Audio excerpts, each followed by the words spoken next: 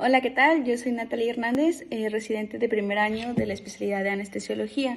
Hoy vamos a hablar sobre el profesionalismo en medicina. En cuanto a los aspectos positivos, tenemos que la definición de profesionalismo es una herramienta grande que podemos aplicar a nuestra carrera, ya que se dice que es con el fin del bien a la comunidad y asimismo a nuestro trabajo. Nuestro trabajo como médico será siempre para lograr el bienestar del paciente. Bueno, también englobamos la cualidad del altruismo, que muchas veces por las horas que pasamos en el hospital podemos enfrente las necesidades de los demás antes que las de uno mismo. Otra de las cualidades de un profesional tenemos que es la idiosincrasia del profesionalismo, que hace referencia a que el médico siempre tiene que estar activo, competitivo y sobre todo que sea un médico que estudie de manera autodidacta. Esto por el interés sobre la misma carrera y la demanda que exige en cuanto a los conocimientos la misma. Y al tener todos estos valores no solo es una responsabilidad social, sino también mejora el resultado que se tiene en cuanto a la recuperación, el trato y dignidad del paciente. Y se enseña con el ejemplo a nuevas generaciones al actuar del día a día, ya que como todos sabemos, en medicina siempre hay algo que enseñar y en su mayoría todos los hospitales que conocemos son hospitales escuela. Esto es que anteriormente se creó un modelo pues del profesional para estudiantes de cirugía, pero todos podemos aplicarlos. Se basan en muchas cualidades y no solamente el profesional lo tiene que tener, sino todas las personas en su formación. Bueno, en cuanto a los aspectos negativos, tenemos que hoy en día con los cambios a nivel mundial, desde el uso de la tecnología, el poco tiempo que se tiene, los cambios en cuanto a ideales y valores, amenazan el profesionalismo médico porque lo deja a la perspectiva del mismo. Por lo visto, en el día a día y a la despersonalización a la profesión ha hecho que esta profesión sea más con el objetivo de un simple oficio al servicio de intereses particulares, generando desconfianza médico-paciente. Y no basta con el conocimiento de la enfermedad del paciente, sino también al ser empático con él y sus familiares, ya sea del sentir y de la misma enfermedad. Pero en la actualidad, por la falta de tiempo y el gran número de pacientes que se ven todos los días, es difícil lograrlo de una manera adecuada y de calidad. Bueno, en cuanto a los datos interesantes que encontramos, es que para que el ejercicio del médico tenga mayor impacto se requiere el dominio del liderazgo, donde su ejercicio profesional debe de inspirar y desempeñar un modelo a seguir. Es importante el dominio de las habilidades interpersonales como médico para la comunicación efectiva con el paciente, brindando información adecuada, escucha activa e informar malas noticias cuando se debe. Y la metacognición del médico es un dominio de mejoramiento de la práctica donde incluye la autoconciencia, la autorreflexión, reconocer los límites de las capacidades y mejora de sus emociones. Bueno, con esto concluimos que el profesionalismo médico es un pilar en la formación de una persona y de un individuo como profesional, que engloba un conjunto de cualidades y que el médico debe cumplir todas y cada una de ellas para que de esta forma esté íntegra su formación y así tener una mayor confianza, o sea, logrando un objetivo de una mayor confianza médico-paciente y mejor resultado en cuanto a atención, integridad y salud al paciente. Muchas gracias. Buen día, soy Denise Godoy, residente de anestesiología. El día de hoy voy a hablarles acerca del tema del médico residente como educador. Entre los aspectos negativos, cabe señalar que, ya que si bien no mal aprendimos, pero ahora vamos a reconocer que se hizo este proceso docente sin conocimientos básicos de la enseñanza. ¿Sí? Los principales obstáculos para llevar a cabo cursos de formación docente fueron por falta de tiempo y exceso de trabajo. Y otro de los aspectos negativos es que no hay un programa universal para la profesionalización del médico residente como docente.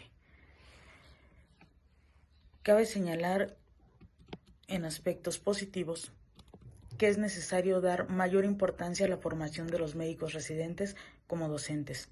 Esta acción llevará a una mejor preparación de los estudiantes de pregrado, internos rotatorios y los residentes mismos, y estimulará a los profesores a mejorar y profesionalizar su carácter de docentes. La mejor capacitación del médico residente como docente nos beneficiará a todos al tener médicos más capacitados y con gran enfoque humanista, adiestrándolos para la transmisión del conocimiento en una forma profesional y ética. Cabe reconocer una frase que se señaló desde 1998, que enseñar es aprender 2 veces. Otro de los aspectos positivos es que a pesar de sentirse con los conocimientos necesarios para enseñar, se ha considerado relevante ser capacitados para fungir como residentes, el acto de aprender a enseñar. Entre los aspectos interesantes, o que me pareció interesante señalar, retoma que el ejercicio educativo del médico es tan antiguo como la misma medicina. Recordemos que hasta lo mencionan en el juramento hipocrático, ¿sí? Otro de los aspectos importantes es la praxis, teoría, práctica y regreso a la teoría, que es un fundamento importante en el desarrollo cognitivo y psicomotriz e incluso afectivo, al que podemos aplicar el principio de Ausubel de aprendizaje significativo, es decir, el que ocasiona un cambio significativo en el sujeto de la enseñanza, o sea, al alumno. Otro aspecto es la enseñanza debe quedar como parte real del currículum de adiestramiento del médico residente y no como parte de este currículum oculto. Entonces, con todo esto llegamos a la conclusión de que es necesaria una enseñanza de cómo enseñar a los demás médicos, ya que la mayoría de los médicos internos, los demás médicos residentes o hasta personal de enfermería llegan a ser capacitados por los médicos residentes.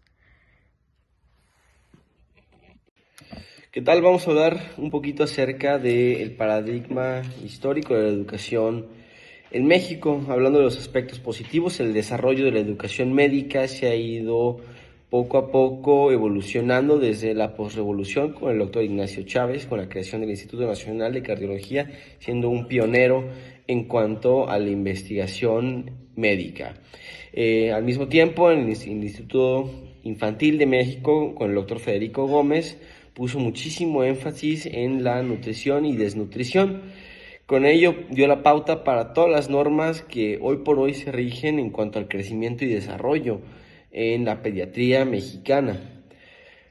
El tercer punto, hablando la primera universidad privada en México, la UAG, la Universidad Autónoma de Guadalajara, fue un parteaguas para poder abrir una educación privada en México, donde se abrieron muchísimas más oportunidades para todos los demás médicos que querían ejercer medicina.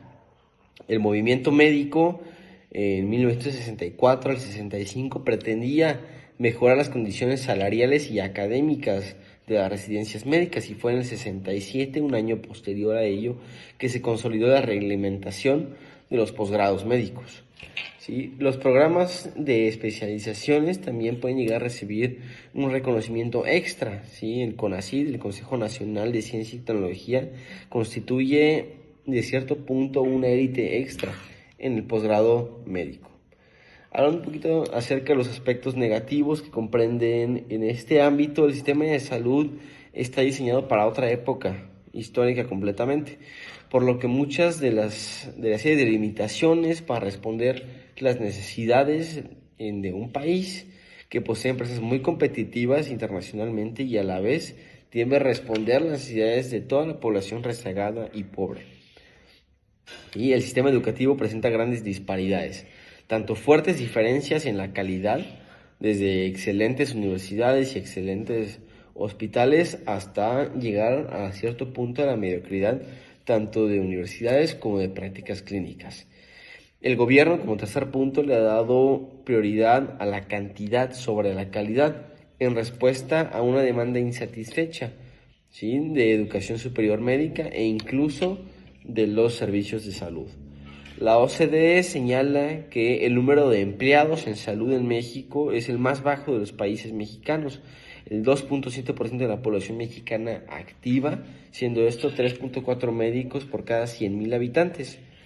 Por último, generalmente los estudiantes en los años de internado y del servicio social e incluso en los posgrados sirven más como una mano de obra de bajo coste más que como un médico en formación.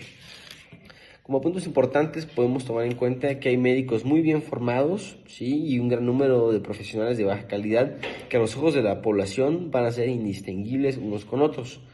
La educación de médicos generales funciona primordialmente como un portero, ahorita, ¿sí? Del sistema de salud con poca capacidad resolutiva y no siempre adecuada.